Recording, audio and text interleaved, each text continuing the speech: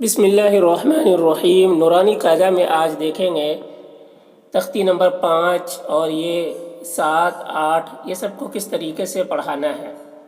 تو دیکھیے ہدایت تختی نمبر 5 کہہ رہے حروف لین مثلا قو اور لئی کو اس قدر جلدی پڑھیں جس قدر قف اور نس کو جلدی پڑھتے ہیں، یعنی حروف لین جو ہے اس کو جلدی پڑھنا ہے، ٹھیک ہے۔ جیسے قو اس میں واو لین ہے اور لئی اس میں یا لین ہے، اس کو قو اور لئی جلدی سے پڑھنا ہے جس طریقے سے قف اور نس کو جلدی پڑھتے ہیں۔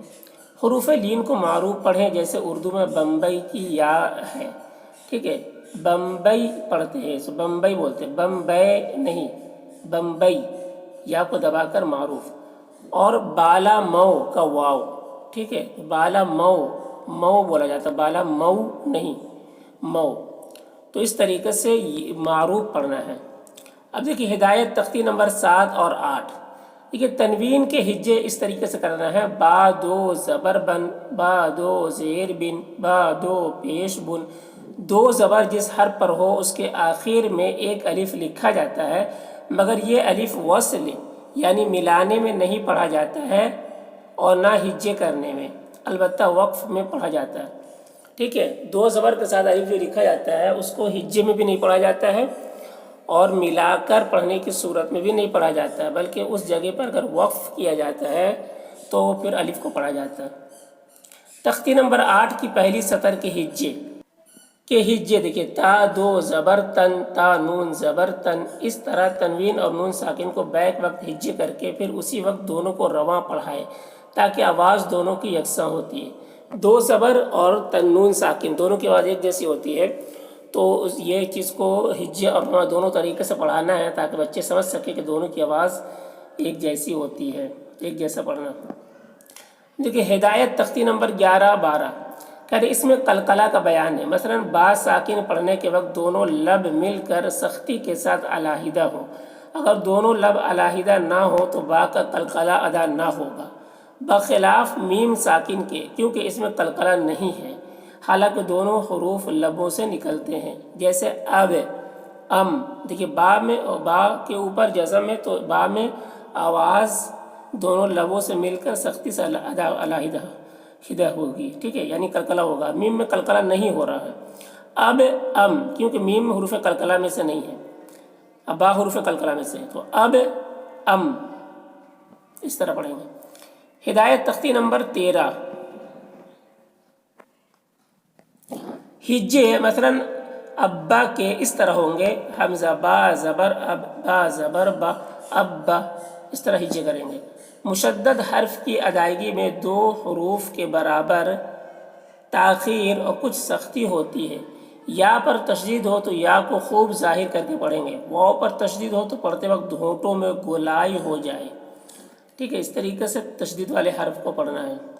دیکھیے ہدایت تختی نمبر 14، نمبر 1، تشدید والی را پر زبر یا پیش ہو تو پر پڑھیں گے، تشدید والی را پر زبر ہو یا پیش ہو تو پر پڑھیں گے۔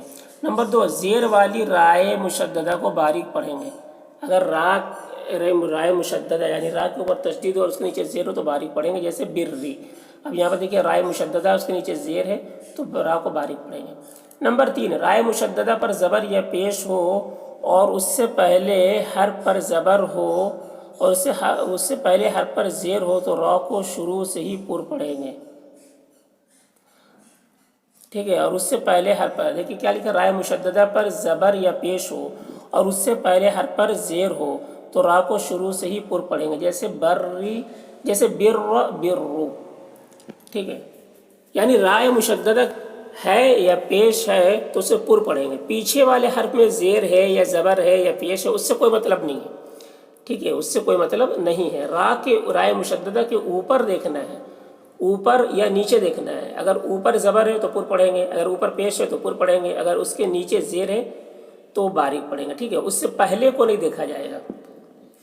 نمبر 4، رائے مشددہ پر زیر ہو اور اس سے پہلے حرف پر زبر یا پیش ہو تو را کو شروع ہی سے باریک پڑھیں گے، جیسے شری بریزا۔ تو ابھی ہم نے وہ چیز بتایا کہ رائے مشددہ کے اوپر تو رائے مشددہ کو دیکھنا ہے، اس سے پہلے زبر ہے یا زیر ہے یا پیش ہے تو اس کو نہیں دیکھنا، اس کا کوئی اعتبار نہیں ہوگا۔ رائے مشددہ کے اوپر کیا ہے یا اس کے نیچے کیا ہے اس کو دیکھنا ہے۔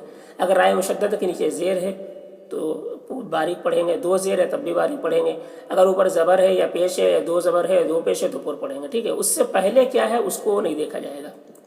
نمبر 5، رائے ساکنہ سے پہلے زیر ہو تو اس کے باریک ہونے کی 3 شرطیں ہیں، ٹھیک ہے۔ رائے ساکنہ سے پہلے اگر زیر ہو تو اس کو باریک ہونے کی 3 شرطیں ہیں۔ نمبر 1، رائے ساکنہ سے پہلے زیر اصلی ہو۔ رائے ساکنہ سے پہلے کیا ہے، رائے ساکنہ کسے کہتے ہیں، یعنی را کے اوپر جزم ہو تو اس کو رائے ساکنہ کہتے ہیں۔ تو اس سے پہلے زیر جو ہے وہ زیر اصلی ہو، عارضی نہ ہو۔ زیر کیسا ہو، اصلی ہو، عارضی نہ ہو، یعنی زیر ایسی ہو کہ وہ کبھی بھی گرے نہ، ملا کر پڑھنے کی صورت میں، یعنی الف کے نیچے وہ زیر الف کے نیچے نہ ہو بلکہ کوئی دوسرے حرف کے نیچے ہو تو وہ کیا ہوتی ہے، زیر اصلی ہوتی ہے، ٹھیک ہے، وہ زیر اصلی ہوتی ہے۔ الف کے نیچے جو زیر ہوتی ہے وہ عام طور پر وہ زیر عارضی ہوتی ہے، ٹھیک ہے، ٹھیک ہے، قطعی بھی ہوتی ہے لیکن وہ بہت کم ہے، صرف ایک صورت میں، ورنہ زیادہ تر ورنہ کیا ہے، عام طور پر وہ زیر عارضی ہوتی ہے، ٹھیک ہے۔ یعنی الف کے نیچے جو زیر ہوتی ہے وہ عام طور پر عارضی ہوتی ہے۔ اس کے علاوہ الف کے علاوہ اگر کسی حرف پر زیر ہے تو وہ زیر اصلی ہوتی ہے۔ نمبر 2 دیکھیے، زیر اور رائے ساکنہ دونوں ایک ہی کلمہ میں ہوں۔ زیر اور رائے ساکنہ دونوں ایک ہی کلمہ میں ہوں، ٹھیک ہے، الگ الگ نہ ہو، یعنی دوسرے کلمہ میں نہ ہو۔ نمبر 3، رائے ساکنہ کے بعد اسی کلمہ میں حروف مستعلیہ میں سے کوئی حرف نہ ہو، ٹھیک ہے۔ یہ ساری شرطیں ہیں کہ را کو باریک کب پڑھیں گے، رائے ساکنہ کو باریک کب پڑھیں گے، ٹھیک ہے، رائے ساکنہ کے بارے میں۔ تو یہ 7 حروف خا، صاد، ضاد، غین، طا، قاف، ظا جن کا مجموعہ خصہ ضاغطین قز ہے، اگر 3 شرطوں میں سے ایک بھی نہ ہو تو را پر ہوگی۔ 3 شرطوں میں سے ایک بھی نہ ہو تو را پر ہوگی۔ وہ 3 شرطیں کیا ہے، یعنی رائے ساکنہ سے پہلے زیر کیا ہے، اصلی ہے تو را کو باریک پڑھیں گے۔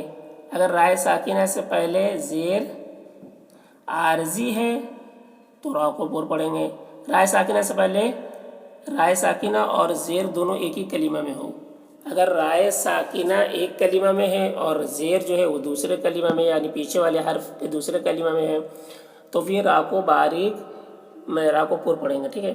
رائے ساکنہ کے بعد اسی کلمہ میں حروف مستعلیہ میں سے کوئی حرف نہ ہو، یعنی رائے ساکنہ کے بعد اسی کلمہ میں حروف مستعلیہ کا کوئی حرف نہ ہو، یعنی زیر تو ہے، زیر اصلی بھی ہے لیکن اسی حرف میں حروف مستعلیہ جو یہ ہے 7 حروف، ان میں سے کوئی حرف آ جائے تب بھی را کو پر پڑھیں گے۔ اگر 3 شرطوں میں سے ایک بھی نہ ہو تو را پر ہوگی۔ تفصیل اس قاعدہ کی جمال القرآن لمحہ صفحہ نمبر 8 پر دیکھیں، ٹھیک ہے، یہ کتاب ہے، اس صفحہ میں تفصیل ہے۔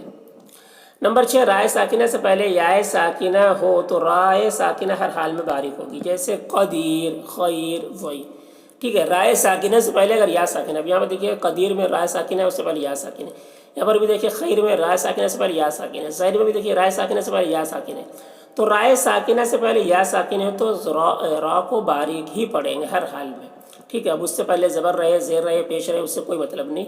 اگر یا ساکنہ ہے رائے ساکنہ سے پہلے تو اس کو باریک ہی پڑھیں گے۔